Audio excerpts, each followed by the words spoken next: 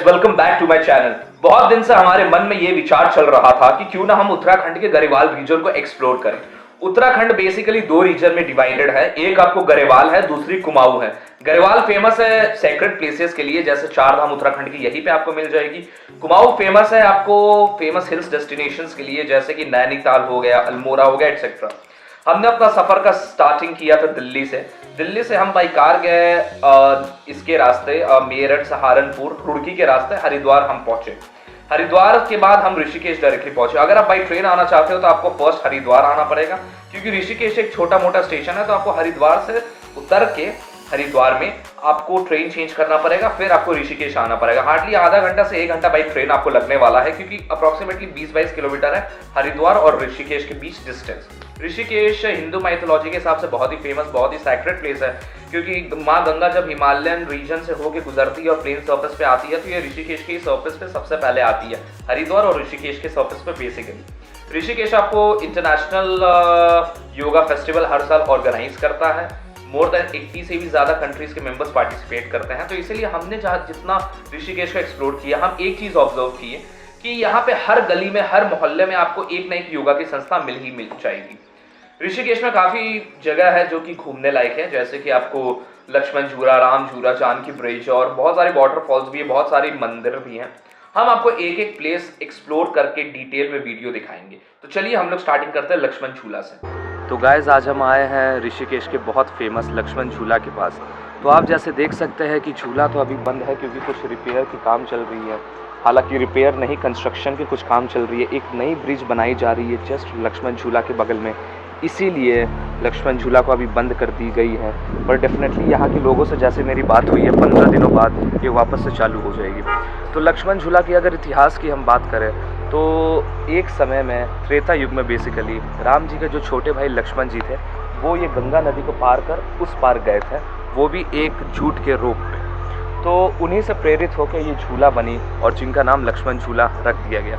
पर ये यहाँ की सेंटर ऑफ अट्रैक्शन है ऋषिकेश की, और हर महीने हर साल बहुत तादाद में टूरिस्ट यहाँ पे आते हैं। आप देख सकते हैं लक्ष्मण झूला की ब्यूटी और बगल में बहती हमारी गंगा नदी की सुंदरता।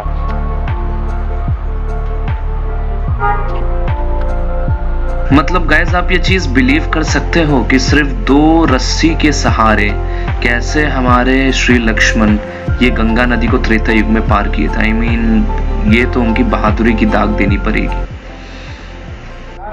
तो आज हम आ चुके हैं ऋषिकेश के one of the favourite tourist hotspot में, जिसका नाम है राम झूला। हमने लक्ष्मण झूला देखा, अब हम देखेंगे राम झूला।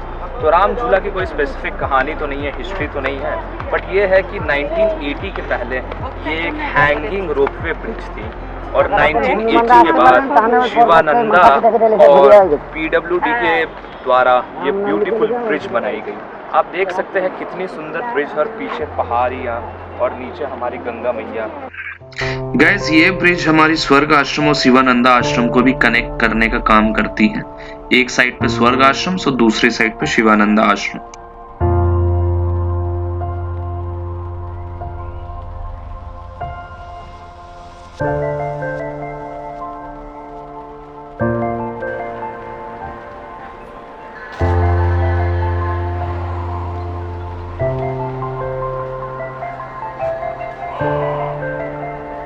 गाइस, ऋषिकेश में एक और चीज है, अगर आप अल्कोहल कंज्यूम करते हो या फिर आप नॉन वेजिटेरियन हो, तो आपके लिए ये सही प्लेस नहीं है, क्योंकि ऋषिकेश को एक आपको होली लैंड बोला गया है। यहाँ पे ना ही आप अल्कोहल फाइंड कर सकते हो, ना ही आप कोई भी नॉन वेजिटेरियन फूड फाइंड कर सकते हो। इनफैक्ट वेजिटेरियन फूड में एक बहुत ही फेमस फल है यहाँ की, जिसको हम लोग रामफल बोलते हैं। अगर आप यहाँ पे आते हो तो जरूर ट्राई करना, काफी टेस्टी लगती है। सो गाइस, हम लोग ऋषिकेश के एक और फेमस टूरिज्म स्पॉट की ओर जा रहे हैं, और जो है नीर वाटरफॉल। ओके, और रास्ते में ही हमें एक बहुत अच्छा व्यू पॉइंट मिला है, तो आप देख सकते हैं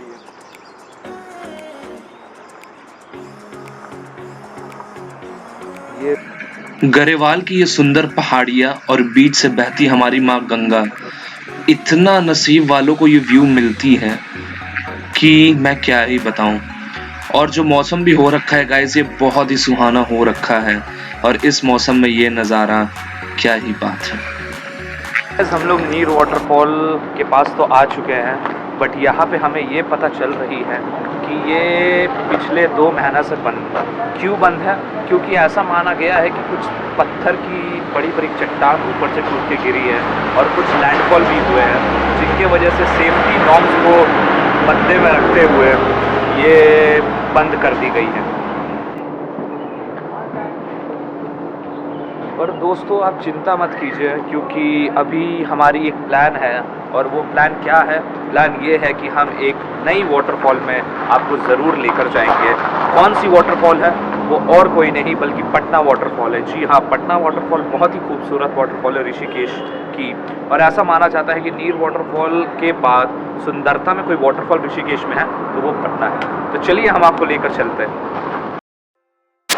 गाइस, नीर वाटरफॉल की तो हमें दर्शन नहीं हुई, पर ऐसा जैसे मैंने आपको प्रॉमिस किया था कि मैं पटना वाटरफॉल आपको पक्का दिखाकर ही रहूँगा, इसीलिए हम पटना वाटरफॉल की एकदम बेस लोकेशन पे आ चुके हैं। अब यहाँ से हमें एक सीधा ट्रैक करनी होगी। आप देख सकते हो कि कितनी खड़ी चढ़ाई है। उसके बाद फिर हमें दर्शन होगी फाइनली वाटरफॉल की। तो चलिए हम लोग चढ़ाई करते हैं और देखते हैं कितनी सुंदर है पटना वाटरफॉल। गाइस, ऋषिकेश काफ़ी एक्टिविटीज़ के लिए भी फेमस है, जैसे कि आपको बंजी जंपिंग या फिर रिवर राफ्टिंग। हमारा मन था रिवर राफ्टिंग करने का, पर अनफॉर्चुनेटली बारिश की वजह से हम कोई भी एक्टिविटी नहीं कर पाए which includes river rafting. But next time हम जब भी आएंगे पक्का करेंगे। जैसा कि देख सकते हो गाइस, कितनी ज़्यादा खड़ी चढ़ाई है, पर वो कहते हैं ना, कुछ अच्छी चीज़ों को पाने के लिए थोड़ी सैक्रिफाइस करनी पड़ती है, थोड़ी स्ट्रगल करनी पड़ती है, और वैसा ही स्ट्रगल करते हुए हम जा रहे हैं ये कुदरत की करिश्मा को देखने।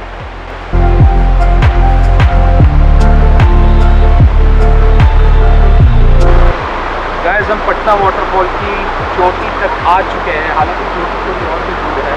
अब ये है आपको ओवरऑल व्यू, ठीक है।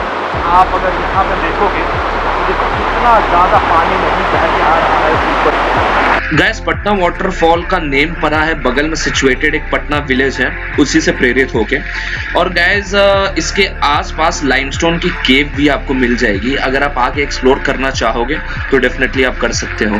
ट्रस्ट में गाइस, लाइमस्टोन की केव हम गए नहीं क्योंकि बारिश हो रही थी, पर बहुत ही ब्यूटीफुल है। तो मैं ये आपके लिस्ट में बोल देता हूँ, इन केस आपको आना है तो डेफिनेटली आप आके देख सकते हो।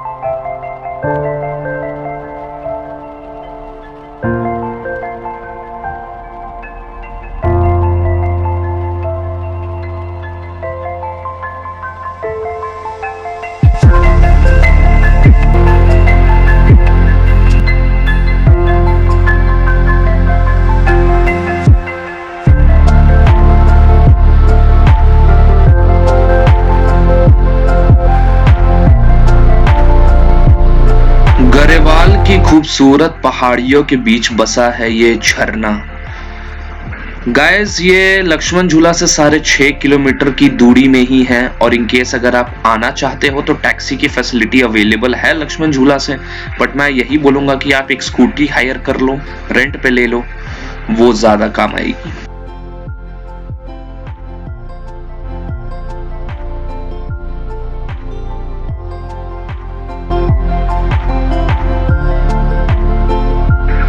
गाइस, यही तक था सफर हमारा पटना वाटरफॉल का, और ये पटना वाटरफॉल की चोटी है, और आप देख सकते हो कितना ज्यादा पानी ऊंचाइयों से नीचे चली आ रही है। ऋषिकेश में हम ऑफ सीजन गए थे, इसीलिए हमें होटल्स वगैरह सारा सस्ता मिला, पर ऑन सीजन में अगर आप जाओगे गाइस तो बहुत ही ज्यादा भीड़ मिलेगी। काफी और जगह था ऋषिकेश का जो हमने एक्सप्लोर किया, तो चलिए लेकर चलते हैं आपको वो जगह।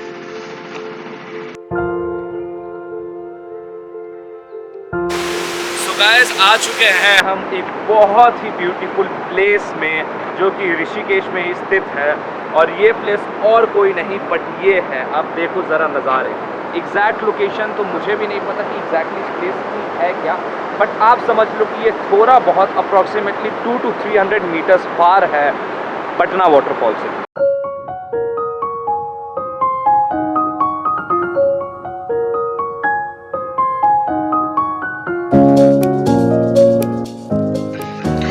गढ़वाल की ये सुंदर पर्वत श्रृंखलाएं और साथ ही कोयल की वो मधुर धुन, ये मध्यम सा मौसम और हमारी खूबसूरत गंगा मैया, ये अद्भुत दृश्य हमारे मन को ऐसे ही लुभाए जा रहा था।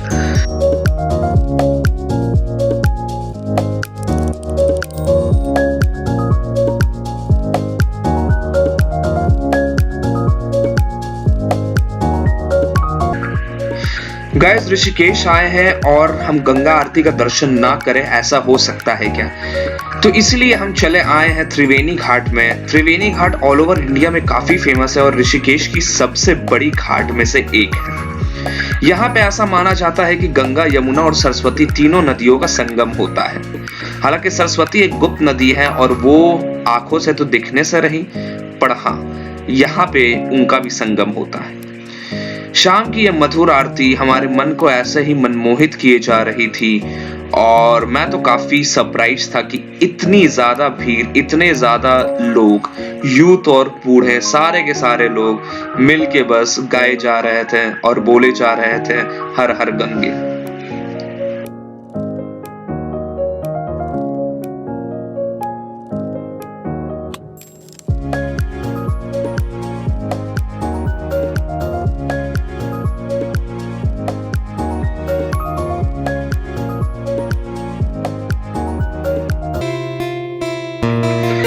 गाइस, भागीरथी नदी सबसे पहले गंगोत्री ग्लेशियर से निकलती है और देवप्रयाग में आके अलकनंदा नदी के साथ इनका संगम होता है और यहीं से माँ गंगा कहलाती है ऑल ओवर इंडिया में। माँ गंगा उत्तर प्रदेश, उत्तराखंड, फिर बिहार, झारखंड और बंगाल के रास्ते बांग्लादेश में एक हिस्सा इनका चला जाता है एज अ पद्मा रिवर और दूसरी कोलकाता से होके बंगाल की खाड़ी में आ गिरती है। मानव तो माँ गंगा मानवता का कल है, ना मानव तो सिर्फ एक नदी का जल। इसी के साथ होता है हमारा ऋषिकेश का सफर खत्म। बढ़ते हैं हम अगले सफर में, जो है देवप्रयाग और रुद्रप्रयाग। स्वागत है आपका माँ गंगा की पावन धरती पे।